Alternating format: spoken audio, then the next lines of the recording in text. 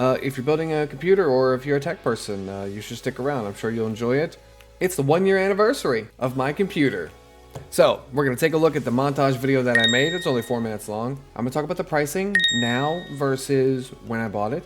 We'll talk about the YouTube resources that I used to watch. I grinded a ton of hours in order to try to absorb as much as I could before I built it. We'll talk about some of the problems that I had during the build, afterwards, and we will talk about if I regret building a computer during probably one of the worst times ever recorded for pricing with all the cryptocurrency mining and all that nonsense that happens. I'll turn it down. Okay.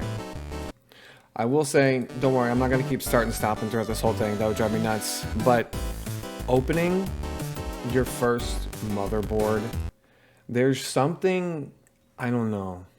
It's so inherently deep feeling. I can't describe the feeling when you open this and you get ready to start building.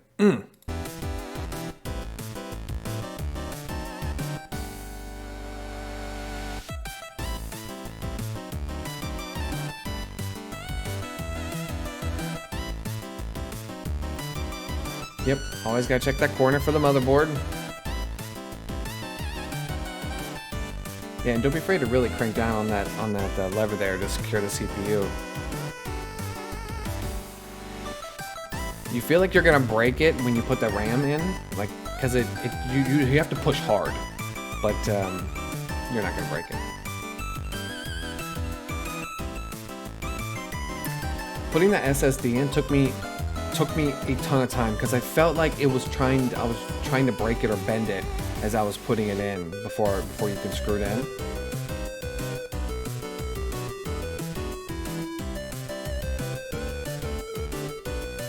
$4000D airflow case is one of the most recommended cases for oh yeah, ain't she a beaut? first time builders. Oh yeah, look at her. She looks so good. Just because there's so much room. That's a nice looking case. The cooler worked out really well. We'll talk about that. There's a lot of different things you can do with thermal paste. Just put it on there. I actually didn't know I had to do thermal paste when I bought it. So that was something I was like, oh my goodness, but everything worked out.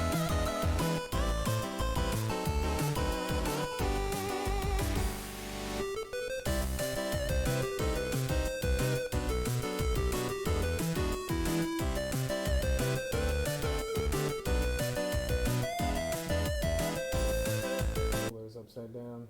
I put it upside down. Right up there. Well, the first one, what are you gonna do? It doesn't mess with the airflow at all, so I checked.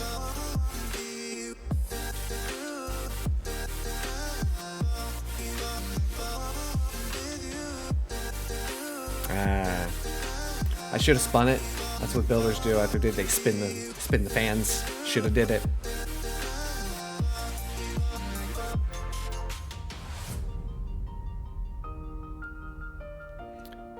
There's a ton of pics of people peeling that tape off, but not realizing how hard they pull, and then case tips over and the glass shatters.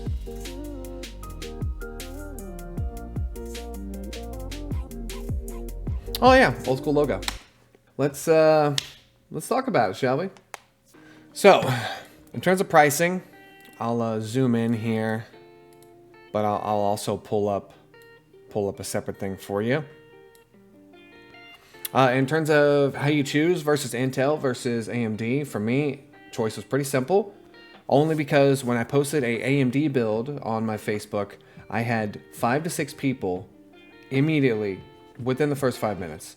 They hopped into the chat and they said, hey, I wouldn't recommend AMD, you should switch to Intel. And when you're new to the world, it depends on who you're surrounded with. There are people that are diehard AMD, there are people that are diehard Intel. And at the time, it just seemed like there were more Intel people, at least they were louder. So when you have 5 people, most of whom you've worked with, and all of them tell you to switch to Intel, you listen. So that worked out really well because I'll pull up a picture of it now. There was a deal that I found on antonline.com. Okay, so just to give you an idea of what we were working with a year ago, this is for the 3070 that I have in the motherboard, 1019. At the time, that was a really good deal. I'll pull up my Reddit here. This is a post that I made in Reddit. For a 3070 Ti, it was $1,050, or a 3060 Ti for $800 to $880. And someone in the comment section said, hey, you should check out Ant Online. They're running a deal, which is this deal. So the 3070 and this Z590 Azuris Elite motherboard. And I waited, and that sold out, and I was super butthurt about it.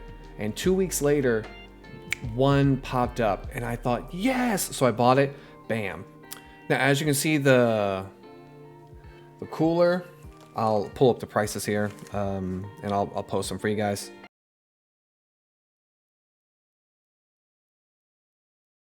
The cooler, I bought it for $55. It went up to about $90 to $96.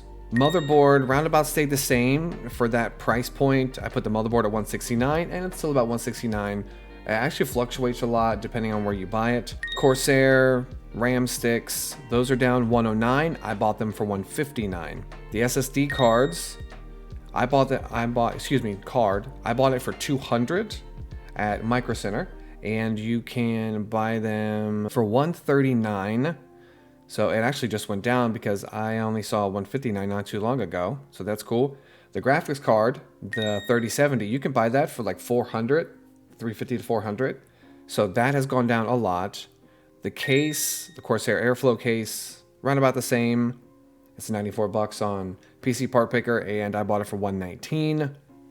Oh, and the CPU, that was $197. I think I bought it for like $199 before tax. So you could build my system for probably whatever this math is. The biggest difference obviously is the 3070 is half the price of what it used to be. So to the resources that I used, I will show you guys the channel page of all of them if you'd like to see. And then I'm going to give you a number of what I feel like your knowledge base has to be in order to understand the channel, right? 1 being a toddler can do it, 10 being you better be a computer whiz. Okay, so for Jay's 2 cents, he's one of my favorites. I would give him a 5 to 7. So you need to have some intelligence, but you can follow along with most of what he says. He speaks well, but he can get really technical through the right videos. Gamers Nexus, he is probably the most complicated channel that I watched. I would rate him a 7 to a 10. He breaks down very detailed, very intricate, high-based PC knowledge. He also does PC testing when it comes to the CPUs, and he does a lot of case reviews. I watched a ton of, but I had to put in a lot of Google hours because when you're coming into this thing blind, you don't understand a lot of what people say. All right, Linus Tech Tips, I would actually put him a 4 to a 7.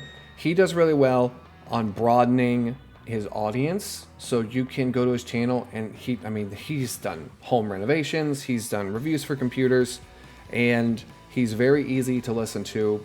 He breaks things down to where you don't have to be a genius to watch him. Austin Evans, I would actually put him at a 4 to a 5. He's very easy to understand. He doesn't get super crazy in depth, and it's a great channel to watch. Paul's Hardware was a great one that I didn't discover until after I had basically finished building my PC, but he would actually go through actual building listings of computers for you. I don't watch Paul's Hardware a lot. Like I said, I stumbled onto him last minute. I would put him anywhere from a 5 up to an 8. And the last one that I discovered, PC Centric. He is a really funny channel. He speaks really well. He's British or English. I don't know the difference. My apologies. I'm an ignorant white guy. He builds computers. He's really silly. He's really fun. He's really quirky. He's an easy watch. I'd put him at a 5, no higher, no less. So I will link all those people down in the description for any people. All of them have PC building guides. Some might be a little older, some might be a little newer. Some of them might be a little newer, but I highly recommend checking out all of these channels if you're interested in building a computer or just expanding your knowledge base on the computer genre. Now, in terms of the problems that I had, I will show you a couple here. Okay, so down here, if you guys can see it, there is a small set of plugs here. And the wires themselves, they aren't like a normal wire. They are these single strand wires with writing on them, and there's 4 to 8 depending on the case you buy. And you have to put them in the precise place where they go, which of course is most of anything. However, they control your power button to your computer. They control if you have LEDs, if you have the ports on the front for USB, USB 3, all that good stuff. It controls all of that, just these little bitty ones. And unbeknownst to myself, I put them in wrong. And when you see this final product here, this did not start for me when I went to bed. I started at 11 o'clock at night because I had to work and I have kids. And I finished at 5 in the morning and my computer did not start. I was devastated. I tried troubleshooting for hours and I could not get this thing to post. So went to bed. It was awful. People were telling me I had a dead motherboard.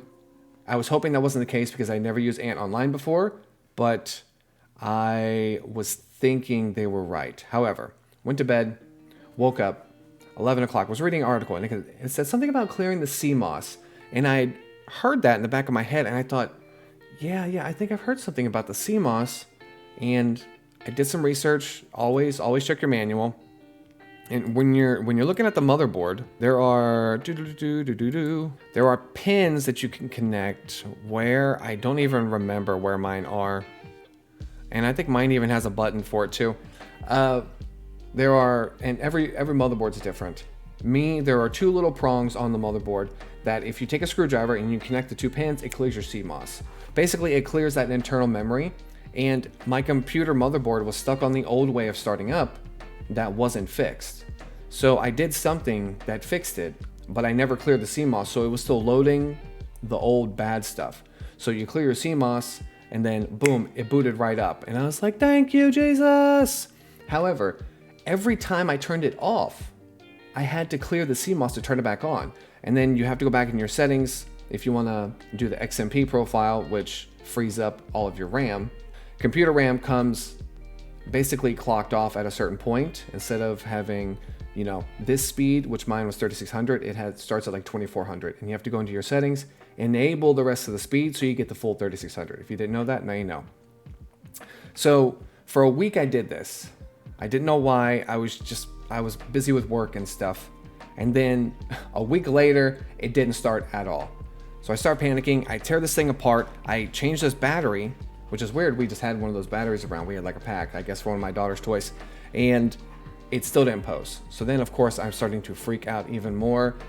The whole day is ruined. I was supposed to go to the pool with my kids and my wife. And I said, look, I can't. There's a Micro Center an hour away from me. I have to go. I have to fix this.